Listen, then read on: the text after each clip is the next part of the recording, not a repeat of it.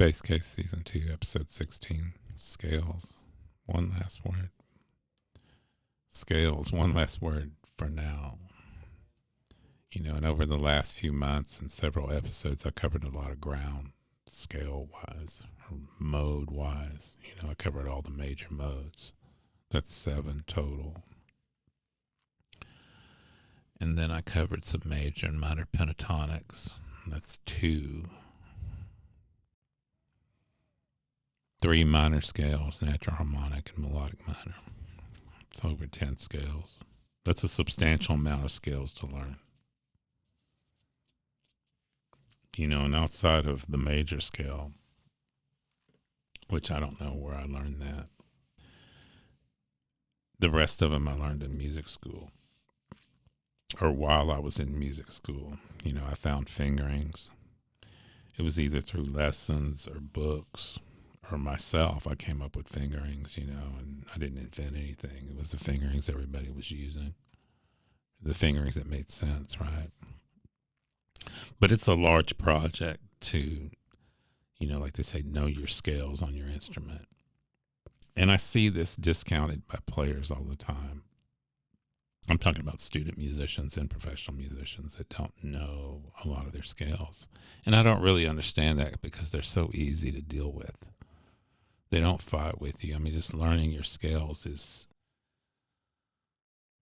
a very conventional mode of operation. You just, you know, it's something, learning a scale and putting together fingerings and playing it by reflex, that's natural to me, and I'm not the only one on the planet like that. I tell you what, it's way easier than transcribing a line off of a recording, or coming up with a line and writing it out. And playing scales at this point in my career is still a thing, as you would say.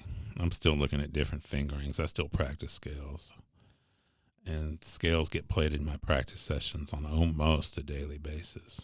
I warm up with them, and I do more than warm up with them. I'm looking for different things,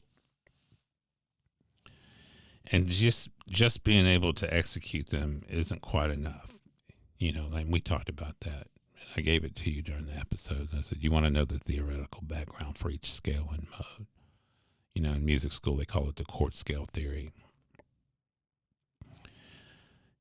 Mixolydian scale fits which chord? Well, answer, dominant chords, 5 chords, right? And to know the theory in reverse, too, you see a major chord with a sharp 11, you know, or sharp 4, however you want to look at it. What scale fits over that? Well, Lydian, right? That's easy. It's easy to learn that. It just works, and it's very non-complicated work. This isn't like when I was in the 9th grade in Mr. Wilson's Algebra 1 class and fighting with that stuff at night. This is easy. But my only fear when I was on my little break was that unloading all those scales in successive episodes is overwhelming. You know, like I've said before, you've got to take your time. You know, a week per scale or mode, you know, which is how I release the episodes. Maybe if you've got the time, maybe longer. How long does it take? Well, it takes as long as it takes. That's the way it is.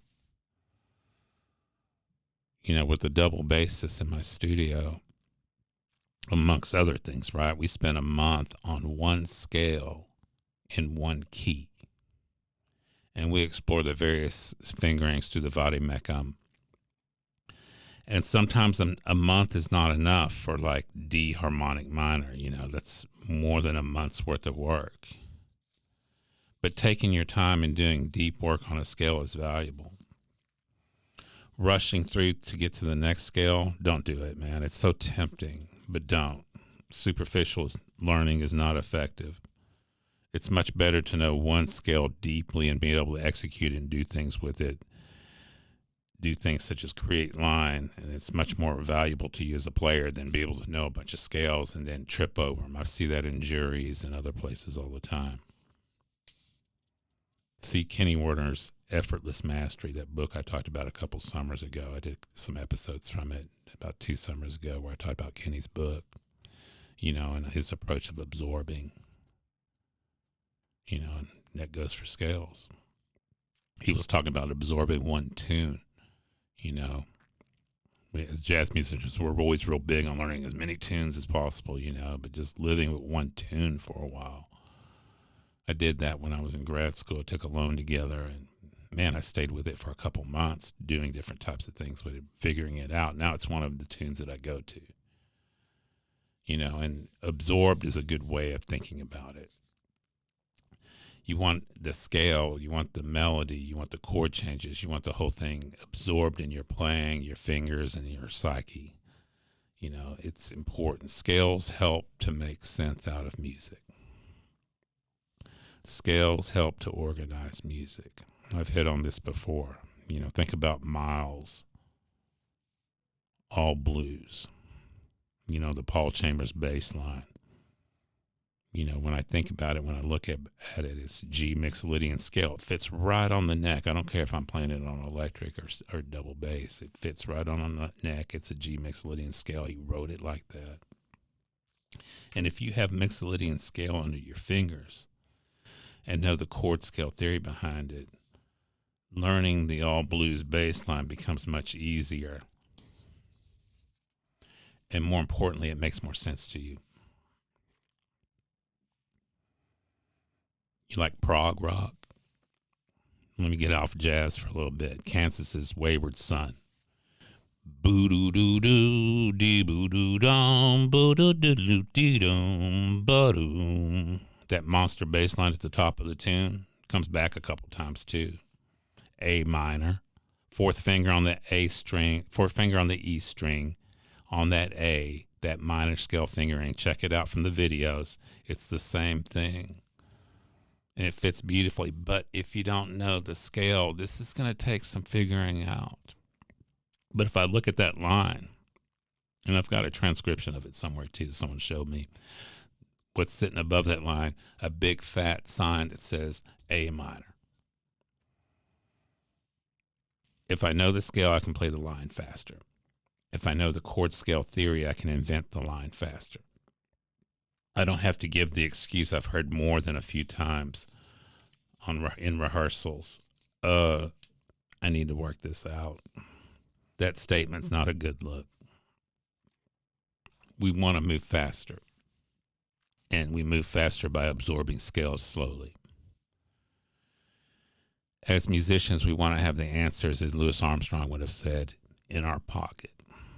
Take the time to work these out. Even if you don't work them all out in 6 months or a year, keep at them.